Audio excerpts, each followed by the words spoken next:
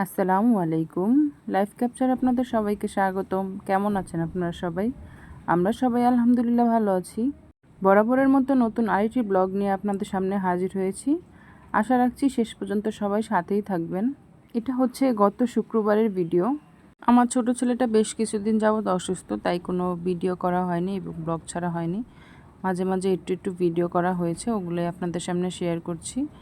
এখানে আমি আলু বোকারার চাটনি বানাবো, তাই এখানে হাফ কেজি আলু বোকারা আর হাফ কেজির থেকে একটু পরিমাণে কম আমি কিশমিশ নিয়ে নিয়েছি। নিয়ে খুব ভালোভাবে ধুয়ে নিয়েছি।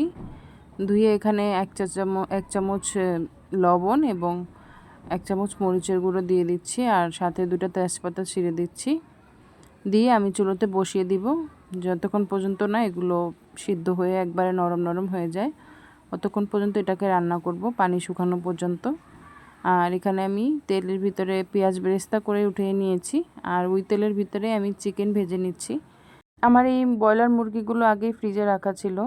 আমি যখনই ব্রয়লার মুরগি বাজার থেকে নিয়ে আসি একসাথে প্রসেস করে ফ্রিজে রেখে দেই, যখন যেটার প্রয়োজন হয় ওভাবেই রান্না করে ফেলি। তো আমি এগুলো আগে থেকে রোস্টের মশলা, আদা রসুন এবং টক দই, লবণ পরিমাণ মতো দিয়ে মেখে ডিপ ফ্রিজে বক্স ভরে রেখে দিয়েছিলাম। এখন শুধু বের করে ভেজে নিচ্ছি চিকেন বিরিয়ানি রান্না করার জন্য। আর এখানে জান্নাতের বাবা নামাজ পড়ে আসার সময় লিচু আর আম কিনে নিয়ে এসেছে। এখানে আমার ছোট ছেলেটা এত গরমের ভিতরেও কাঁথা গায়ে দিয়ে শুয়ে আছে, ওর অনেক জ্বর, এর জন্য। আর এখানে জান্নাতের বাবা লিচু আর আমগুলো বের করছে। লিচু আর আম দেখে তো জান্নাত খুবই খুশি, দুটোই ওর পছন্দের খাবার। এখানে আমি অফ ক্যামেরায় সবগুলো চিকেন ভেজে নিয়েছি। এখন আমি মশলা কষিয়ে চিকেনগুলোকে কষিয়ে নিব খুব ভালোভাবে। আর আমি যে আলু বোখারা চাটনিটা বসিয়েছিলাম, আলু বোখারাগুলো খুব ভালোভাবে সিদ্ধ হয়ে পানি শুকিয়ে গিয়েছে। আমি ওগুলোকে এখন বাগার দিয়ে নিচ্ছি। এখানে সরিষার তেল দিয়ে দিচ্ছি পরিমাণ মতো, সাথে দিয়ে দিচ্ছি রসুন কুচি আর শুকনো মরিচ কুচি। আমি মনে করেছিলাম তেলটা গরম হয়ে গিয়েছে, পরে দেখি চুলোটা একেবারে কমানো, তেলটা গরম হয়নি, তার জন্য ফ্যানায় পুরো ভরে গিয়েছে। আর এখানে আমার মশলাটা কষানো হয়ে গেলে আমি এখন চিকেনগুলোকে দিয়ে খুব ভালোভাবে রান্না করে নিব কষিয়ে। পুরো রেসিপি আজকে আর শেয়ার করছি না, আমি জানি এগুলো রান্না করতে আমরা কম বেশি এখন সবাই পারি। তেলটা ভালোভাবে গরম না হওয়াতে এই যে ফ্যানাতে সব ভরে গেছে, কিছুই দেখা যাচ্ছে না ফ্যানের জন্য। আমার রসুন আর মরিচটা একটু ভাজা হয়ে গেলে আমি এখানে 5 ফোড়ন অ্যাড করে দিচ্ছি, এবং 5 ফোড়নগুলো হালকা একটু ভাজা হয়ে গেলে আমি যে আলু বাকারা আর কিশমিশগুলো সেদ্ধ করে রেখেছিলাম ওগুলোই দিয়ে দিচ্ছি। দিয়ে খুব ভালোভাবে নেড়ে চেড়ে নিতে হবে। যেহেতু এটা এখন ঘন হয়ে গেছে, খুব দ্রুত লেগে যাওয়ার ভয় থাকে, তাই খুব ভালোভাবে নাড়াচাড়া করতে হবে। আমার ভিডিওটির একটি অংশ যদি আপনাদের কাছে ভালো লেগে থাকে, তবে আমার ভিডিওটিতে একটি লাইক দিয়ে আমার নতুন চ্যানেলটি সাবস্ক্রাইব করে রাখার অনুরোধ জানাচ্ছি।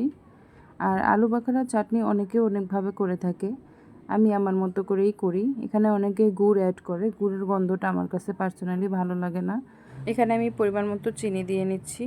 আর আলু বাখারার চাটনিতে অনেকেই তেঁতুল ব্যবহার করে, আমি তেঁতুলও ইউজ করি না, কারণ আলু বাখারা আর কিশমিশ এ দুটাও টক থাকে, এই দুটো টকই আচারটা খেতে ভালো লাগে। আর আলাদা যদি তেঁতুল ব্যবহার করা হয় তাহলে চিনির পরিমাণটাও বেশি দিতে হয়, তাহলে আচারটা খেতে আর আমার কাছে অতটা ভালো লাগে না। আসলে আমাদের মুখের স্বাদ এক একজনের এক এক রকম, এবং এক একজনের রান্নার নিয়মও এক এক রকম, কারোর সাথে কারোটা মিলবে না। এখানে আমি পরিমাণ মতো ভিনেগার দিয়ে নিয়েছি, সাদা সিরকা যেটাকে বলে।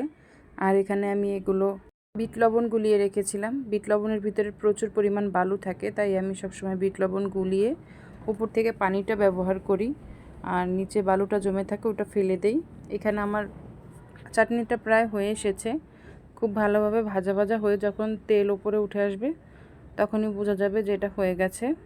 চাটনিটা নামিয়ে এখানে আমি পোলাওটা বসিয়ে দিয়েছি বিরিয়ানির জন্য। চালটা খুব ভালোভাবে ভাজা হয়ে গেলে আমি এখানে পরিমাণ মতো পানি দিয়ে দিচ্ছি। অফ ক্যামেরায় আমি পুরো রান্নাটা কমপ্লিট করে নিয়েছি।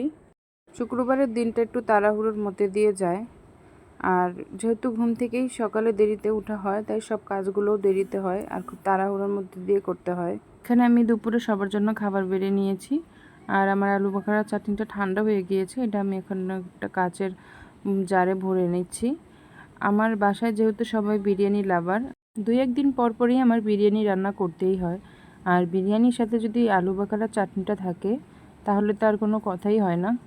যারা এতক্ষণ যাবত ধৈর্য ধরে আমার ভিডিওটি দেখেছেন তাদেরকে অসংখ্য ধন্যবাদ জানিয়ে আজকের জন্য বিদায় নিচ্ছি। আসসালামু আলাইকুম।